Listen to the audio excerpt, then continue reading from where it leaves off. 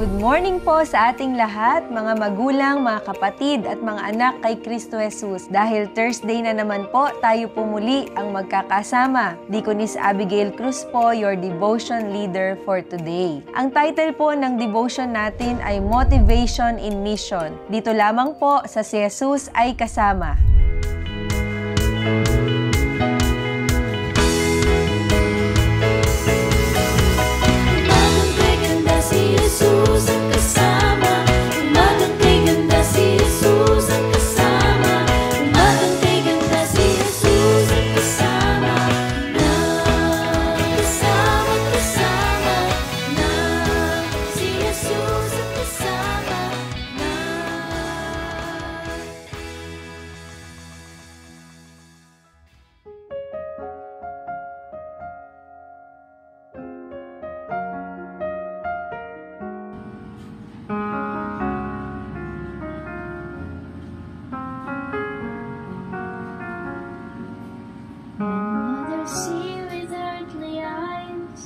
Just what they want to see. You will see the things never done. You will know and recognize by simple childlike faith the priceless truth that others will deny.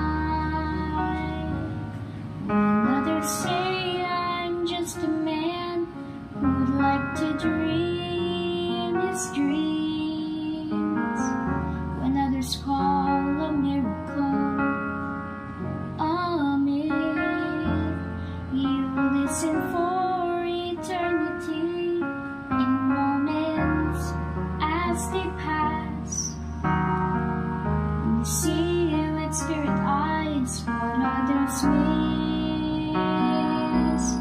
Upon this rock, I'll build my kingdom, and on this rock, forever and ever it shall stand, and all the powers of hell itself shall never more prevail against it, for Satan's thrones are built on sinking sand.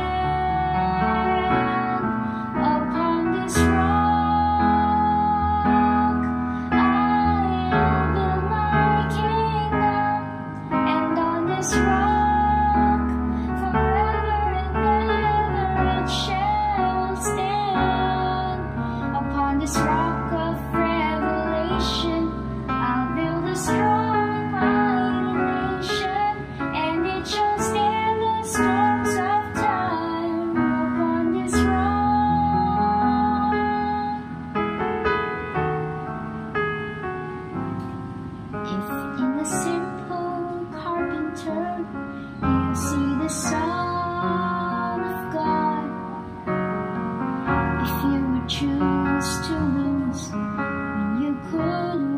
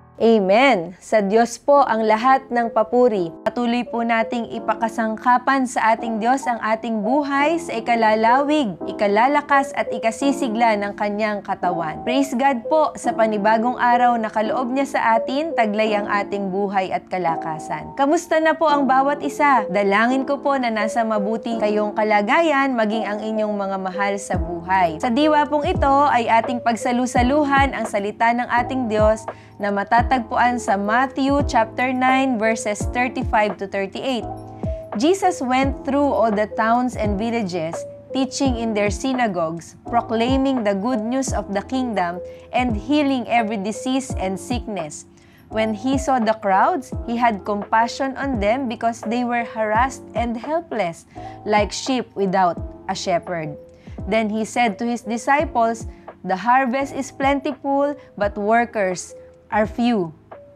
Ask the Lord of the harvest, therefore, to send out workers into his harvest field." Pinagpala po tayo sa pagkabasa ng kanyang mga salita. Nais ko rin pong basahin sa wikang Tagalog. Nilibot ni Jesus ang lahat ng mga bayan at nayon doon. Nagtuturo siya sa kanilang mga sinagoga at ipinapangaral ang magandang balita tungkol sa paghahari ng Diyos. Pinagaling din niya ang lahat ng uri ng sakit at karamdaman. Nang makita niya ang napakaraming tao, nahabag siya sa kanila sapagkat sila'y litong-lito at hindi alam ang gagawin. Parang mga tupang walang pastol. Kaya't sinabi niya sa kanyang mga alagad, napakaraming aanihin ngunit kakaunti ang mag-aani. Idalangin ninyo sa may-ari ng aanihin na magpadala ng mga mag-aani. Amen. Thank you, Lord po, sa kanyang mga salita. Tayo po'y sandaling manalangin. Panginoon, mangusap po kayo sa amin sa umagang ito. Ang iyong Holy Spirit po ang maramdaman ng bawat isa. Nasaan man po kaming dako, mangusap ka po sa aming buhay. Ito pong aming panalangin sa pangalan ni Jesus. Amen. Motivation in mission. Motivation awakens excitement, happiness, positive expectations, and positive energy. Sabi po ng isang quotes na nabasa ko po. Kamusta po ang ating motivation sa ating pagmimisyon? Nadarama po ba natin ang excitement at joy pag niyayaya tayo sa pagmimisyon o sa ating pagmimisyon mismo? Sana po ang makaganyak sa atin ay ang halimbawa ng ating Panginoong Hesukristo at ang kanyang ipinagagawa sa atin. Ano po ba yung pinagagawa sa atin? Therefore, go and make disciples of all nations, baptizing them in the name of the Father and of the Son and of the Holy Spirit, and teaching them to obey everything I have commanded you. And surely I am with you always to the very end of the age. Matthew chapter 28 verses 19 to 20. Tayo po ay sinusugo ng ating Panginoong Hesus. Nawa ang heartbeat po ng ating Panginoong Hesus ay madama natin upang tayo ay magpatuloy ng may kasigasigan sa pagmimisyon.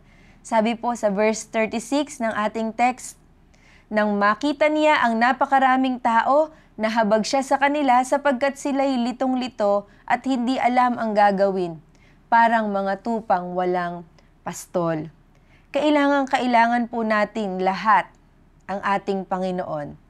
Huwag nawa po nating hayaang sa atin lamang po huminto ang kagalakan at kapayapaan na naranasan natin sa Kanya, lalo't higit po ang kaligtasang kaloob niya. Tularan po natin ang ating Panginoong Hesus.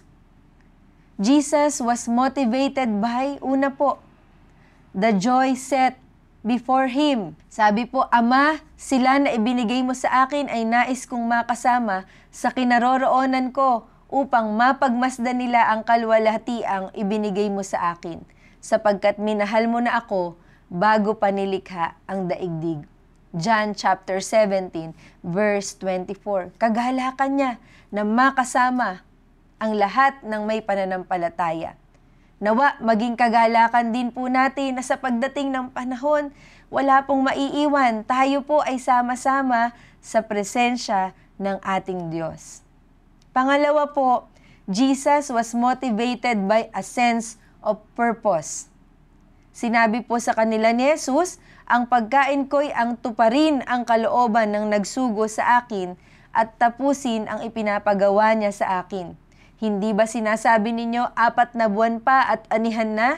Sinasabi ko naman sa inyo, masdan ninyo ang mga bukid, hinog na ang trigo at handa ng anihin. Ang umaani ay tumatanggap ng kabayaran at nagtitipon ng bunga para sa buhay na walang hanggan. Kaya't magkasamang magagalak ang nagtanim at ang umaani. Dito nagkakatotoo ang kasabihang, iba ang nagtanim at iba naman ang umaani. Isinugo ko kayo upang anihin ang hindi ninyo itinanim. Iba ang naghirap dito at kayo naman ang umani ng kanilang pinaghirapan. John chapter 4, verses 34 to 38. Bigyan po tayo ng ating Diyos ng masunuring puso sa kanyang kalooban. We are created for a purpose po, at yun po ay ang tuparin ang kalooban ng ating Diyos sa ating buhay. Pangatlo po, Jesus was motivated by the love of His Father. Kung paanong iniibig ako ng Ama, gayon din naman, iniibig ko kayo. Manatili kayo sa aking pag-ibig. John chapter 15, verse 9. Mga magulang, mga kapatid, mga anak sa Panginoong Hesus, tumingin lang po tayo kay Jesus at sa kanyang halimbawa for our motivation. Sa gayon, lagi po tayong susulong sa pagmimisyon na siya ay makilala ng lahat. Hindi po tayo hihinto sa gitna o sa kabila man ng mga pagsubok. Ang nais po ng kaaway, wag po tayong mag-move forward sa pagsunod sa kalooban ng Diyos, sa pagmimisyon. Pero ang nais po ng ating Panginoong Hesus, magpatuloy po tayo. Sana po ang mapasaya natin ay si Jesus lang. Mapanindigan natin na sa bawat araw, isagawa ang kanyang pagmimisyon, ang pagmimisyon na iniuutos niya po sa atin, bilang iglesia at bilang isang individual. Look to Jesus po for our motivation. Sabi po sa Matthew chapter 10 verse 28, huwag ninyong katakutan ang pumapatay ng katawan, ngunit hindi naman nakakapatay ng kaluluwa. Sa halip, ang katakutan ninyo ay ang Diyos na may kakayahang pumuksa ng katawan at kaluluwa sa impyerno. At sa 2 Corinthians chapter 5 verses 14 to 15, ang pag-ibig ni Kristo ang naghahari sa amin sapagkat natitiyak naming may isang namatay para sa lahat. Kung kaya't ang lahat ay maibibilang ng patay.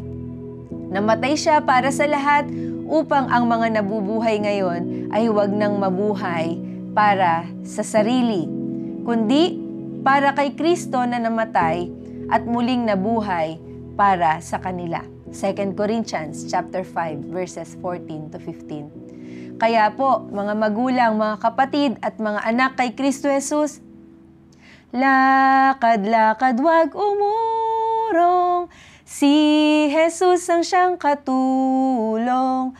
Lakad-lakad wag lumingon, tagumpay mayroon.